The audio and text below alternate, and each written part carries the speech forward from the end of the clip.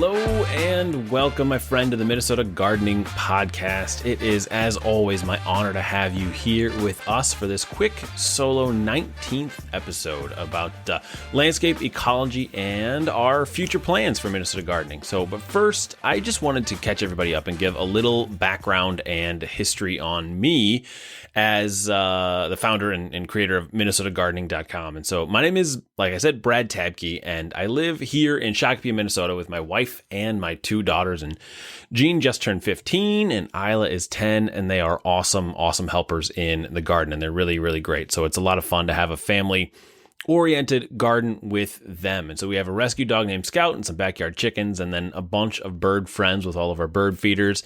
And I grew up on a farm in northwest Iowa, and it was really awesome, and I loved growing up there. We had cattle, sheep, hogs, really diversified farm. And growing up, and I'd spend most of my days down in the creek, which is Iowan for creek, small river. And so down in the creek, building forts and playing in the water and exploring them on all the trees. And it was just really, really great. And then I went to Iowa State, got a horticulture and design degree, and moved to Chicago, where Katie and I got married. And I worked for a landscape company and learned all I know about landscape maintenance, and it was just really, really great. Loved visiting the Arboretum in Chicago, Morton Arboretum, the Botanic Gardens. It was wonderful. And so then, continuing in my landscape journey, we moved to Minnesota in 2003, and then I learned a lot there for the company I worked for about what I don't want to be and what I don't want to have happen in landscape and in the green industry. And so I started my own company, and it was a landscape maintenance company. We grew that to over $1 million, and it was really, really great. Loved it for sure. And then the economy tanked, and it went poorly after the economy tanked in 2008. And so I have always had some hangups about my industry, and they've been growing as I've gotten older, and they've been growing much more over time. And it's been concerning how much we use in chemicals and how much water we use and how much pollution we create, and how we have a ton of lawn to maintain, which just does not provide anything for our natural environment. And we just don't have enough nature out there.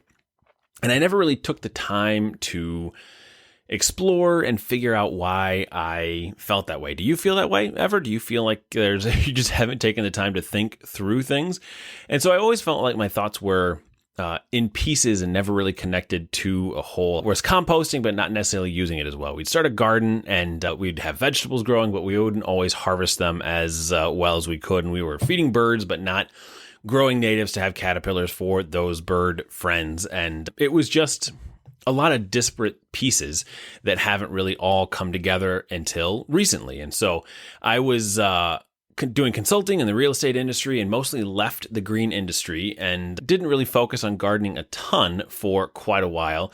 And then during the pandemic, I kind of found myself back gravitating toward gardening a lot, and got my hands dirty again, and in a consistent way, and working that way. And so I'd spend a lot of time growing things, dividing and playing in the dirt again. It was really, really great. And so the pandemic was awful and terrible for every single reason, but also it was great for me and for getting back to the garden and back to who I am and love and what I love doing. And so it gave me the time and space to reevaluate my feelings, I guess, toward nature and what I want to do. And then I started reading a lot through Doug Tallamy, who we had just an awesome episode with a few episodes back. So go to MinnesotaGardening.com and check that one with Doug Tallamy out. And the Homegrown National Park movement. Also learned a lot from Rebecca McMacken at Brooklyn Bridge Park in New York, and just so many more other folks like Rick Dark, and just really great. And so it's really coalesced and taken all these disparate puzzle pieces that now create a whole picture, and things have just really started to click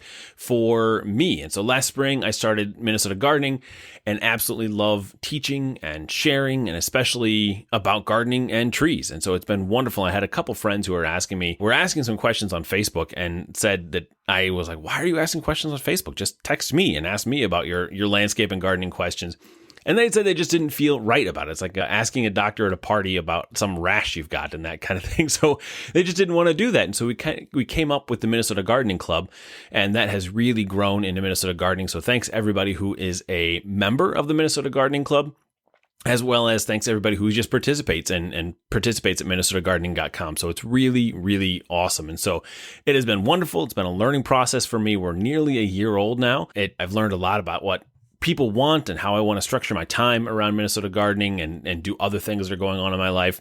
And so it's just been really, really wonderful. And so now I want to talk a little bit about what I've learned and where we're going. So we are really in Minnesota gardening embracing and working toward a full ecological landscape and teaching people how to really, especially people who are busy, people who have young kids, people who have grandkids that they watch, people who are traveling a bunch, like folks who really want to absolutely make the world a better place through gardening, but also don't have a ton of time to do it. Though that's our where I am most comfortable and where we want to work. And so what we want to do is to help to build and create and fulfill that life cycle. So our landscape and gardening isn't just something we look at and that we have pretty flowers and that we grow tomatoes in, that it's not something that we just use for our benefit alone, because we must acknowledge the fact that we live on native lands and before we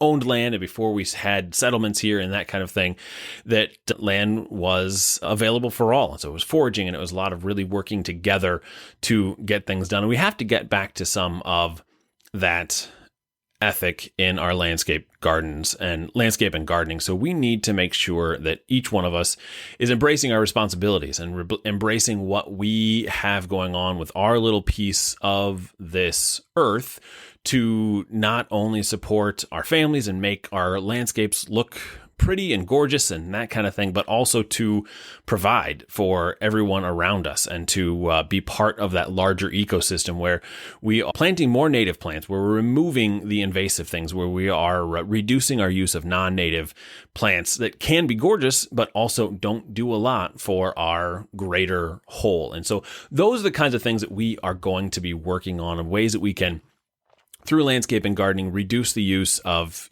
single-use plastics and reduce transportation costs for the food coming onto our tables, so that we're able to do all of those things together that we are working on. Like there's a large movement within the medical community about treating the whole person. Like it doesn't really matter if you have some sort of injury, and for getting it, I'm saying this terribly, so I'm sorry about that, but it doesn't really matter if one thing is not perfectly working on your body. If you're having major mental health issues and living with trauma and those types of things, that those all need to be handled and to be worked together. And so treating the whole person, and with engineering and transportation, there's complete streets, so that we're making sure that everyone has the ability, not if you just own cars, but if you want to ride a bike, if you want to walk, if you want to run, that we have these complete streets that work for it. And all of that is the same way with landscape. We need to make sure in landscape that we are treating the entire environment well, that it's not just a landscape for us as a homeowner, us as a landowner,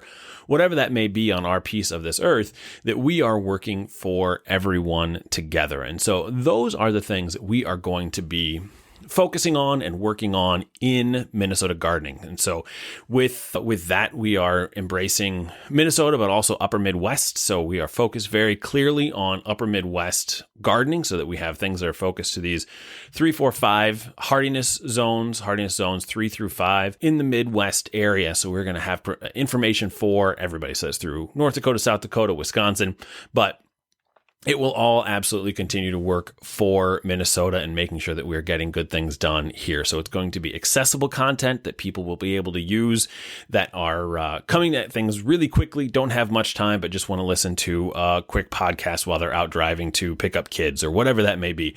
So those are the ways we are going to focus in Minnesota gardening. And so I am really excited to have everybody here, have you listening. If you want to dive deeper into that type of content, we have the Minnesota Gardening Club. And so the Minnesota Gardening Club is $12 a month.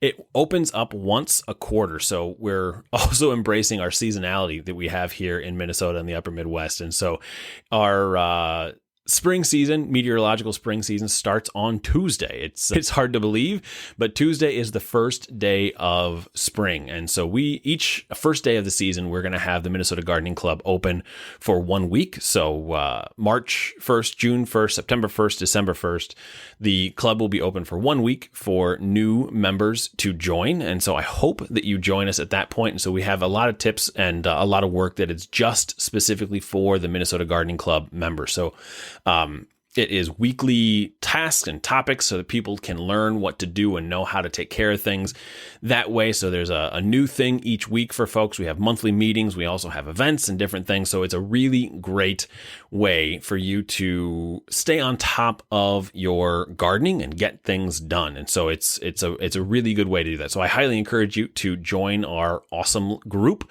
at minnesotagardening.com. And so it's the club is where it is. So the minnesotagardeningclub.com is the easiest way to find that. And so again, that's $12 a month.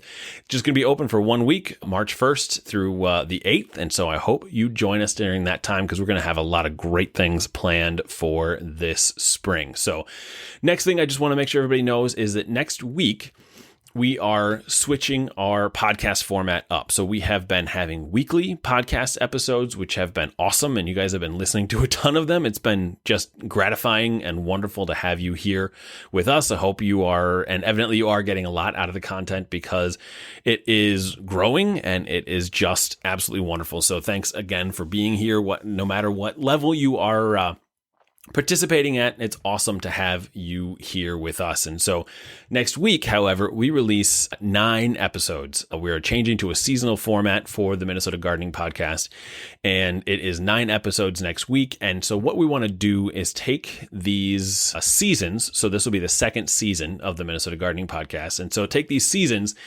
and turn them into a masterclass, turn them into a big way where you can learn in small bite-sized pieces as to about a topic. So this spring one is all about starting seeds. And so growing your own food, it's really awesome. We have wonderful, wonderful guests who have joined me to talk about these, to talk about preserving your food, to talk about planting your garden, to talk about seed starting and succession planting. And it's just really, really awesome. So make sure to pay attention next Tuesday when our first full season comes out. And so there's going to be one season that comes out on Tuesday, and then we won't have any more new episodes besides a couple different bonus episodes that we'll have in between times. But the third season will come out on June 1st. And so that's a new way that we are handling it and embracing the seasonality of Minnesota so that you can learn more about what we need. And we can take some more topics in depth. So we'll see how that works for everybody. We'll try it out for a few seasons and see where everyone's at with that. So that is where we are right now. So a couple things, just want to say again, thank you so much for being here with the Minnesota Gardening Podcast and helping us grow. Please share it with your friends. I hope you really enjoy the seasonal format that we've got starting next week. And so we might, a little hint, release the first episode early for you. It is just absolutely incredible with Dreams of Wild Health. It's all about rematriation of seeds and how we can utilize native indigenous seeds here in Minnesota and learn a lot about that. So it's a really great episode. So make sure to subscribe to the podcast, share it with friends, and then please become a member of the Minnesota Gardening Club. It is $12 a month. And it is just a ton of information, a ton of great community. You can find that at minnesotagardeningclub.com and would love to have you there. So with that, I will see you in season 2 of the Minnesota Gardening Podcast. Thanks so much and have a wonderful day.